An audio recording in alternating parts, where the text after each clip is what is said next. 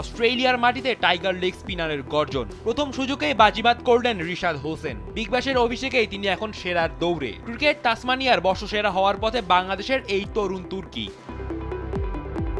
2025-26 Big Bash মৌসুমে Hobart হারিকেন্সের বেগুনি জার্সিতে 22 গজে রীতিমতো আগুন ঝরিয়েছেন রিশাদ। ব্যাটে বলে তার অলরাউন্ড নৈপুণ্যে মুগ্ধ ক্রিকেট তাসমানিয়া। পুরো টুর্নামেন্টে হারিকেন্সের হয়ে সর্বোচ্চ 15টি উইকেট শিকার করে বোলারদের তালিকায় উপরের সারিতে ছিলেন রিশাদ। মাত্র 20.86 গড়ে উইকেট শিকার আর 7.82 ইকোনমিতে বল করে রিশাদ প্রমাণ করেছেন কেন তাকে বলা হচ্ছে আগামীর বৈশ্বিক তারকা।